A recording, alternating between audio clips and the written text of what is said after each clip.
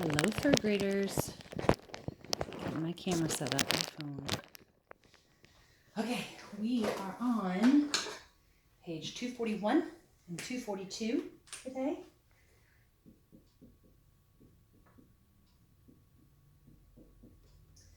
All right, so basically the entire front page on page 241 is all simple review, multiplying by 10s and 11s, which we've already done. You guys are rock stars at it. So I will take a picture of this page and I will, the answers, and I will attach it to the post so you can check yourself, okay? But they flip-flopped it on us, and today we're gonna do the backside together on YouTube. So let's do section 5. We've already talked about how you guys are getting to the point now where you're gonna know which numbers to reduce a fraction by. Okay, so on the back on page 242, we're on section 5. And so the first one, section 5a, the fraction is 9/27. And it says, list the numbers you could use to reduce each fraction, and then circle the best choice, kind of like we did yesterday, okay? So for 9/27, we're gonna figure out what numbers go into that. And I did a private Zoom with Lily yesterday because she had a doctor's appointment and we had arranged it. And I said this to her. Sometimes you can use the top number, okay? Not all the time, but sometimes, okay? So the way to look at that is this. Will the top number go into the bottom number? Will 9 go into 27? Yes, okay? That is one of the numbers, okay? Now, what's another number? If I were to figure out what numbers multiply together to get 9, the only thing I have is 3. Will 3 go into 27? Yes. So that's our two numbers. Now, what is the best number? It's always going to be the highest number. Okay, so I would circle 9. All right, moving on to B. 8/16. 3 blanks. Okay, so we're going to look at a couple different numbers. Another thing you can think about is if the numbers are both even, what do you know goes into even numbers? 2. Okay. So 2 will go into both 8 and into 16, okay? Now, let's do that top number trick. Will 8 go into 16? Yes. So we're going to put that over here. Now, can you think of another number that goes into both 8 and to 16? Maybe something you multiply times 2 to get to 8? Think about it for a second. What do you think? Yes, 4. Now, when you're going to reduce, you always want to use the highest number, okay? And so that would be the 8. Because if I had 8/16, and let's just take the small number right here. Let's just say if I divided 8/16 divided by 2 on top and 2 on bottom, 8 divided by 2 is what? 4. 16 divided by 2 is what? 8. Well, I can still reduce that further. What if they're both even, so what if I only use 2? Okay, let's try that. Divided by 2 on top and 2 on the bottom, 4 divided by 2 is what? 2. 8 divided by 2 is what? 4. Well, I can still reduce that by further. So let's go down here. 2/4 divided by 2 on top, 2 on bottom. 2 divided by 2 is what? 1. 4 divided by 2 is what? 2. If I would have originally used 8, watch this. So after doing it several times, I came up with 1/2, right? But what if I used the 8 in the beginning? Watch this. If I'd have used the 8 in the beginning, it would have saved me a lot of work. Ready? 8 on top, 8 on bottom. 8 divided by 8 is what? 1. 16 divided by 8 is what? 2. And then I didn't have to do all that work. Okay? So that's why you want to choose the biggest number. Okay? All right, moving on to C. 6/24. And again, we have 3 blanks, okay? All right, I want you to pause the video and I want you to think of 3 numbers that go into both 6 and 24. One thing you can do is check, is it even? Another thing you can do is check, will the top number go into the bottom number? Okay, stop the video. Okay, you should have come up with 2, it's an even number, 6, because the top number will go evenly into the bottom number, and the other one you can use is 3, okay? And of course, we're gonna circle 6 because that's the biggest number and that's the best choice, okay? All right, last one, D, 4/10, and it only has 2 blanks. Oh no, I'm sorry, it only has 1 blank. Now, will the top, here's an example, will the top number go into the bottom number? No, so I can't use 4. They're both even, so what does that mean I can use? That indeed means I can use 2, okay? All right, now we're gonna go ahead and do some reducing. Now remember, why is reducing important? Because let's just say that you and I are going to eat a pizza, okay? And we got that pizza, and that pizza was divided, here's 8, here's 16, okay?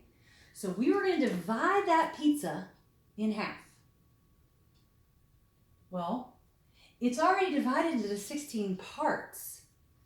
And so a half of that, right, is 8/16.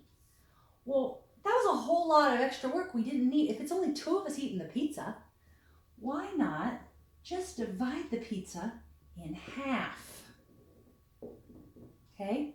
That's basically reducing that fraction, because if I were going to reduce 8/16, and I think to myself, what's the highest number that'll go into both 8 and 16?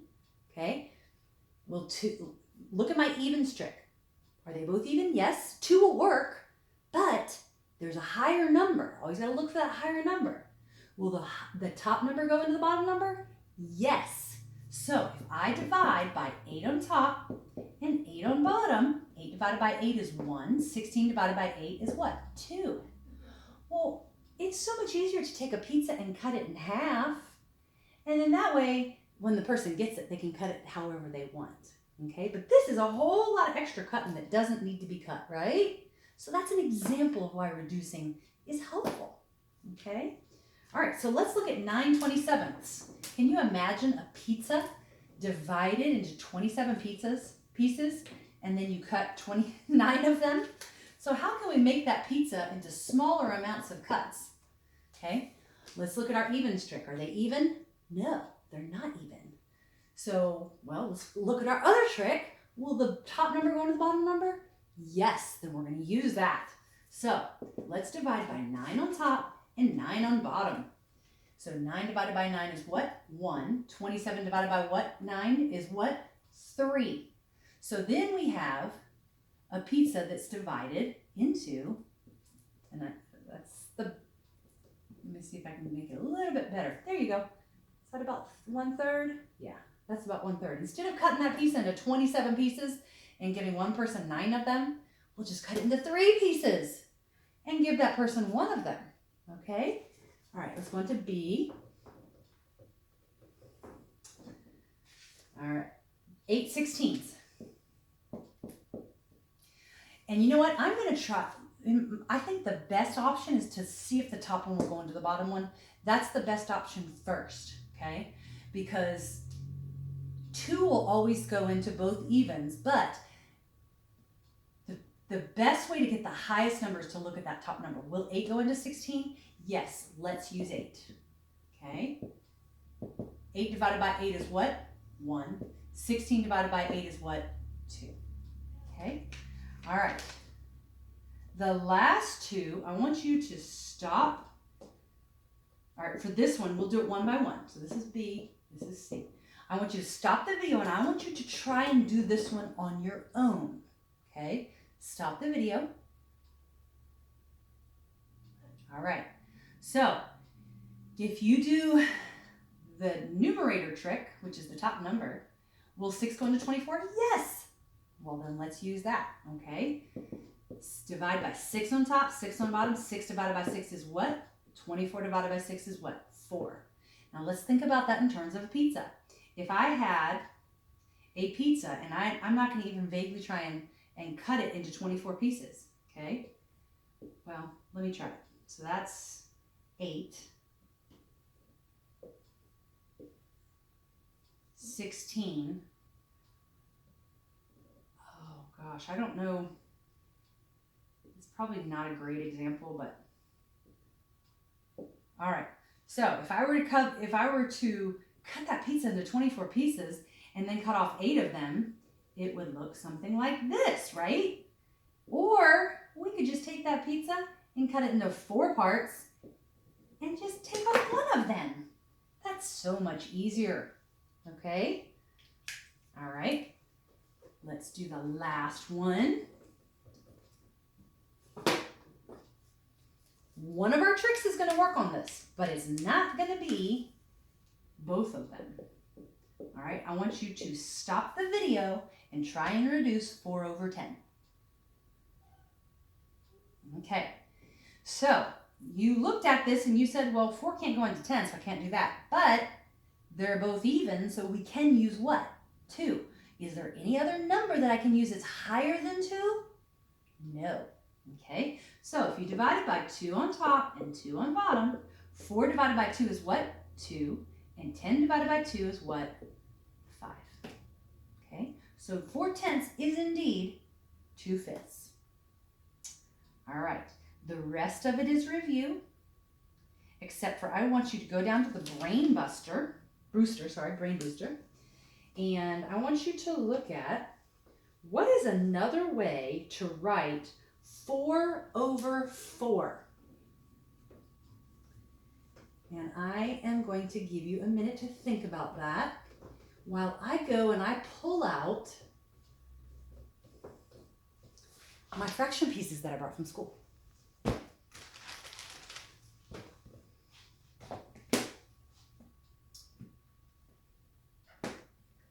So I indeed have 4 over 4. What's another way to write that?